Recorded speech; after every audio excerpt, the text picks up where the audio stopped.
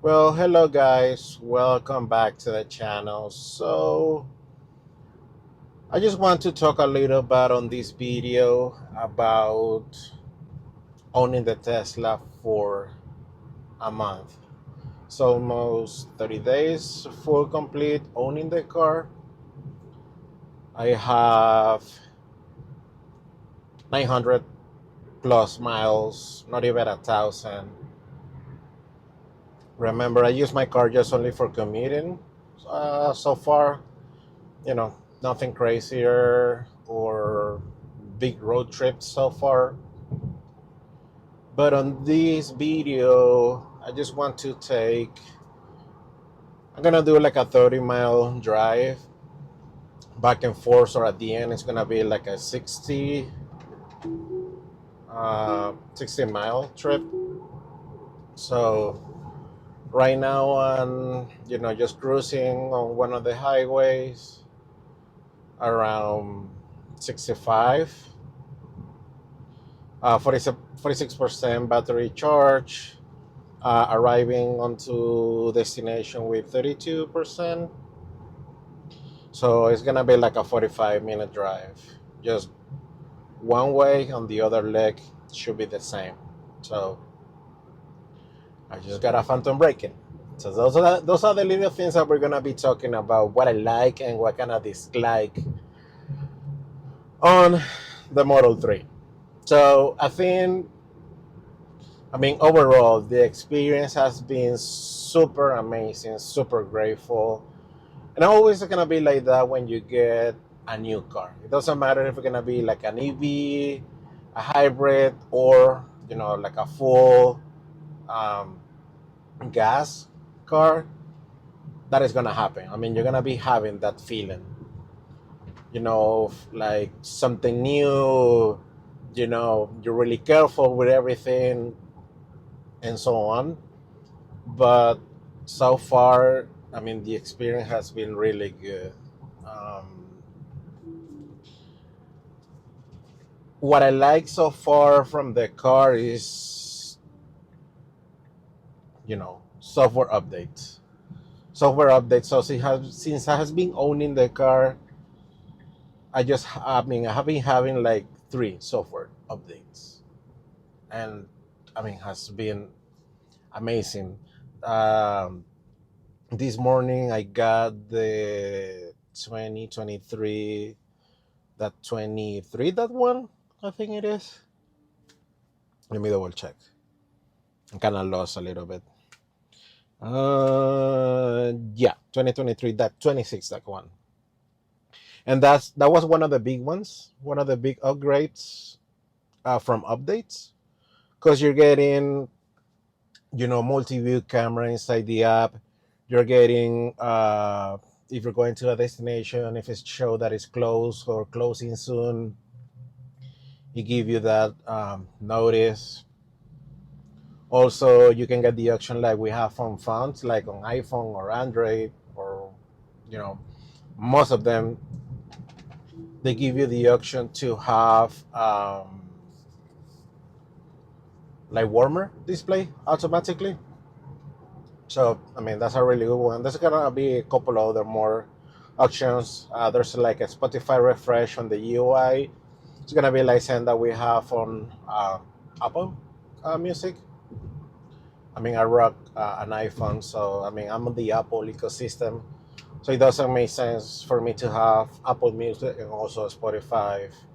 I mean, but I think kind of works, kind of have the same UI that Apple Music.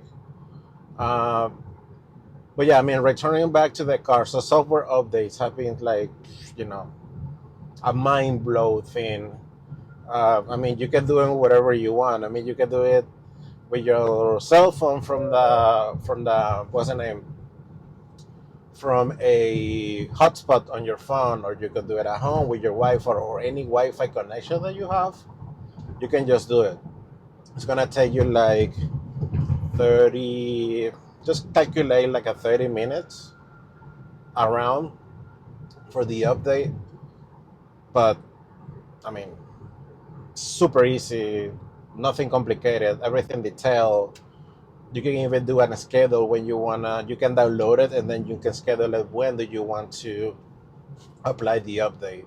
So if you're at home charging, then can you say, okay, just download and it's gonna install. I don't know, 2 in the morning, 2:30 in the morning, something like that. That way, when you wake up and you're ready to go to work or do your stuff during the day, you already have a car with a new software update, and you're gonna have new things, improvements, or that kind of stuff. Um, the other thing that I like about the car is, the simplistic and minimalistic look inside the car. So you only have one main screen, the dashboard.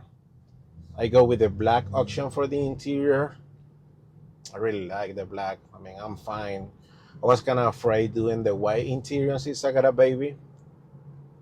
So I don't know how that was going to hold up, on the long term.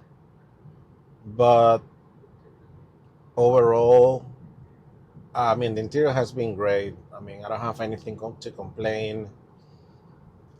Right now we are in the summer, and that's not, Tesla fault. But with the roof glass, it gets super. I mean, it gets hot inside. But you got features like, overheat protection. If that's something that you wanna, you know, activate and have in operation on your car. So as soon as the sensors inside detect like you have like 100 degree Fahrenheit inside on the temperature inside the car is gonna trigger cabin overheat protection. You can do it with AC and no AC. I don't know if it does a difference, if we're gonna consume more from one way or another one, honestly. But I mean, you got that option. And the app has been, mind blowing for me. I mean, I like tech, and the way that you can practically control your car from your phone. I mean, you can see state of charge.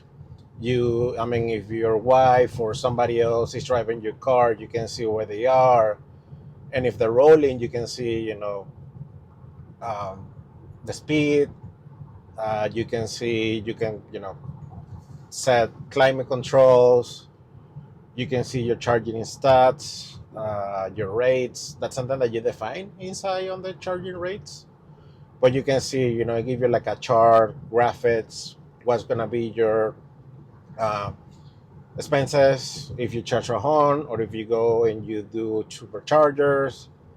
Uh, but I mean, I'm really happy with the purchase of the car. There's nothing, like crazy inside the car that I can say, like, it's really bad. No. I mean, so far, interiors just holding okay. Um, Seats are holding okay. AC is holding okay. Um, the visibility for the car is good. I mean, depending how you drive and your positions on your seat and that kind of stuff. But um, I mean, the driving experience is good. So just gonna turn it on the GoPro and just taking a little bit of more of a high speed thing. 70 is gonna be the top speed on it. Autopilot has been good. There's some, I think. I mean, and I think this is related just depending how you use autopilot. If you try to use it inside the city, it kind of works. But it also depends how the people where you live drive. Here on Utah, people drive. Eh. I don't want to get in trouble, but it's the truth. So on highways, I just have been doing the minimum for driving. This is gonna be like for the first time for me doing like a long drive on highway. Um, I told you speed limit is 70 miles per hour. I'm just doing 65. That way I can just guys kind of focus and talk to you and that kind of thing. But I mean, you don't have to worry about things. The only thing that the system tells you to do, if you don't have full self driving beta, just make sure to keep your hands, uh, on the wheel. I don't know if on the other camera you can see, but I just doing like a grip holding, and I'm putting my elbow in the pillar on the door, so on the rest, the top part of the rest. And I mean that's pretty much it. I mean everything is good. I mean heated seats, steering wheel heated. When the winter came up, that's gonna be like a super awesome to have. For the winter, I'm planning to buy a new set of wheels and tires just for the, winter season, just to make sure that, this car is the base model. It's not all-wheel drive. It's just rear-wheel drive. And honestly, last year, the season here, the winter season was bad. In the city area. But it doesn't matter if you got all-wheel drive. If you got like a really bad snow with, I don't know, 4, 5, 6 inches of snow falling in the city, you're not gonna go out. It doesn't matter if you have the Model 3, the Model Y, the Model X, if you got performance or if you got long range, all of them, they have the option to do all-wheel drive. I'm sorry, but it's gonna be impossible for you to go out. If you really need to go out, you need to be in a truck, 4-wheel drive, a really high clearance. You need it for that amount. So it doesn't make any sense. You can just get the wheels, a set of snow wheels, and it's just common sense, and that's it. So overall, like I told you again, my experience has been great and amazing. I don't have any complaints, like major complaints. There's little things. Not everything is perfect. So those, for me, I think the phantom braking while you're using autopilot is a pain, because you really need to be active, or you really need to be, engaged, or you really need to be aware. Because I don't know where it's just gonna break, and the first things that I do is just look on the look on the back mirror and just hit the accelerator, because it doesn't work. Okay, is they had to work on it. They decide to remove sensors since 2022, and they're doing just completely Tesla Vision with hardware for the autopilot and the full self-driving experience and all the stuff. But they need to be working more. I think they need more data, they need more info in order for that to get better and kind of ready to get rid of phantom braking. The other thing that I might kind of dislike a bit, it might be the stiffness of the suspension, suspension. Yeah. So the ride, even if you, right now I'm just driving on chill mode, and I'm driving on comfort for the wheels. for the steering wheel setting, but the stiffness of the suspensions you can notice, and it's kind of like, I mean, yeah, you can do like an aftermarket um, upgrade on all that kind of stuff, but I think, I mean, yeah, they can improve a little bit the ride with the suspensions. Overall, I'm trying to think another ones. Um, I mean, I haven't been able to you do do anything or get stuck or anything. I mean, that's something that in the winter season we can just check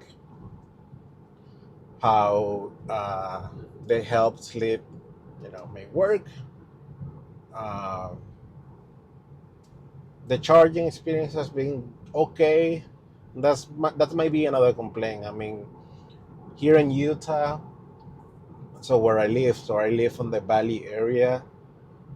I live on the south part of the valley area, so we only have like four superchargers in a 40 miles radius, I think. Yeah. And from those, only two of those, they are version 3, and the other ones are going to be version 2.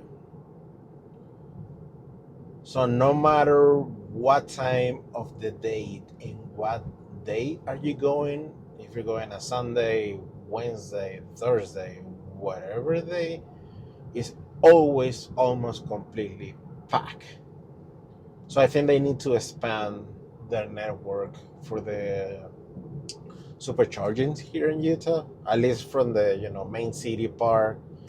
Uh, Three of the superchargers that they have is almost on the downtown, kind of nearby around area, and the other one is gonna be, I think, like 15 miles away from the from one of them, and yeah, they need to expand that. They need to build at least two or three more, and especially now since they opening, the North America connection standard, the port that Tesla have. So for Mercedes and all, I mean, and other automakers are gonna start using them. Not right now, but I mean, at least from 2025 and forward, they need to have more. Because imagine if right now just only, and all these chargers, they don't have the option for, they only can charge Tesla ones. I mean, they don't have the option to do CCS. So imagine if right now you are super crowded with just the Tesla cars, it's gonna be hard, super hard for the other ones, and the wait times are gonna be higher. But that's gonna be kind of like my complaints. I mean, the things that you can do to help you a little bit on some things. For example, for the charging situation. So yeah, I mean, you got like USB plugs on the back, on the passenger, back part of the car, and you got two USB-Cs on the front on the car, like on the kind of like on the like in a center console over there. I bought a hub, and the hub have like retractable cables, so you don't have to be like digging every time under there. I don't like that one. I just tried like in the first 2 days. I'm like, no, this is this is not gonna work. Uh, there's floor mats. They're mandatory for you to get them. At least the base. Model 3, they don't give you anything, not even like the flimsy copper ones. You just need to get, try to buy something from Amazon. I just did a video recently, like on the main accessories that you need to have from day one for your car. I'm gonna leave that one some corner around over here. Um, but yeah, I mean, definitely you need to get them. Um, Maybe like a holder for your phone, that can be an option. I have one from Spigen. It's just go in the corner, so go in the left corner for your driver side, and has been really good, amazing. You don't always need to charge your. Whew, all right, that's another thing that you really that you really are going to enjoy, and it's gonna be acceleration. Just with the standard range, I was trying to pass a truck. I didn't notice. I was kind of talking to you guys, but I was kind of not in the road and just like start like merging. And I mean, the acceleration is so crazy. Even on chill mode, I mean, you have some strength. On the regular one, not chill mode, I mean, just you can do like 0 to 60 in 5.8 seconds. That's a lot. I mean, that can compete easily with Mustangs. I mean, at least for me right now, I don't need that crazy package, like a long range or something to go faster, like a performance or even like a plat. I mean, I don't need that. I mean, it's super quickly, super CP. I mean, as long as you put your foot on the throttle, it's just like goes. And it's amazed me. I mean, every time that I try to do something that I have to pass or overpass or something like that, Jesus, I mean, has been like super, super great and super amazing. And yeah, that definitely is gonna be a pro, like an advantage over here for driving this one. Definitely. I mean, I'm happy with the car. I cannot complain. And I mean, the price and the opportunities was right at that time, and it still is. Uh, with all your discounts and things that you can apply, you can easily get. So if you qualify, you can do the 75,000 tax credit for next year. You can do, and depending how Tesla runs on the time, if you're thinking doing a purchase lease, they currently have. I think they're doing like even 2,000 on discounts on the current inventory that they might have. It's gonna be depending on your area. But for me, for example, I got a, you can apply for next year for the tax credit, but also I got three free months of supercharging. And if you do a referral, so if you apply with a referral, they can give you a discount depending on the car that you purchase. So if you purchase a Model 3 or a Model Y, they can discount $500, and also they're gonna give you three months free of super charging. And if you purchase a Model S or a Model S or X, they're discounting $1,000, and I think they're doing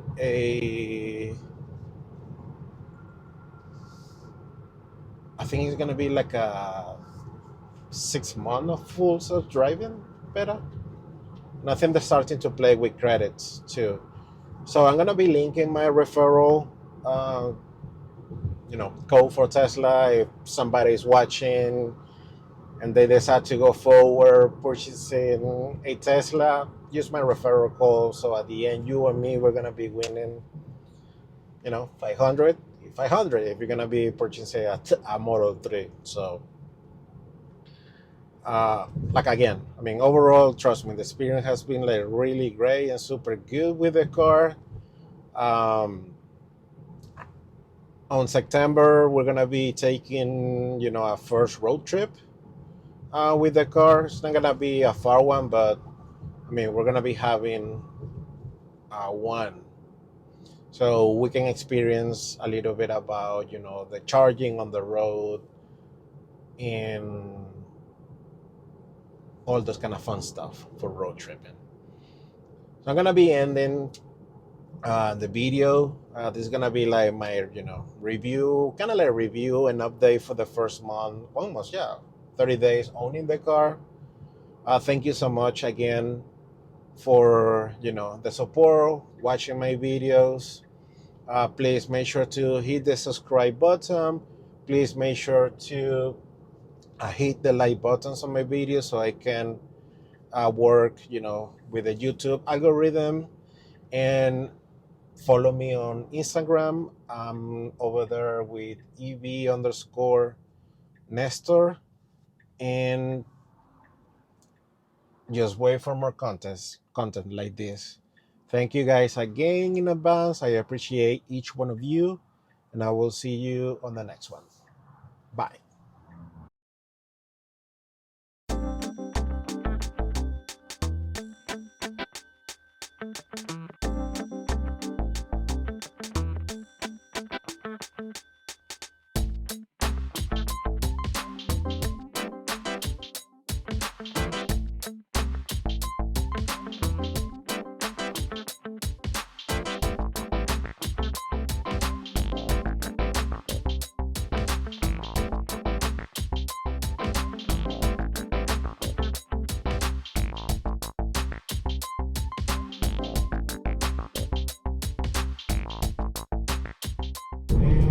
We are approaching our charging station.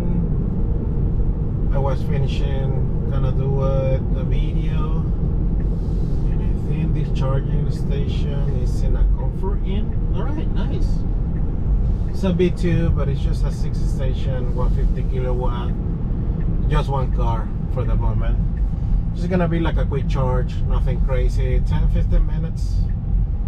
Just to be sure to arrive okay on my destination. Just a little bit of juice, just to have something there. But yeah, I mean, overall nice. This maybe give me a chance to hit the restroom a bit, and that's pretty much it. So we got the charger over here. Just make sure on the two, when you're doing a charge on a B2, make sure to leave a space between units. That way everybody can have full charging. All right, nice.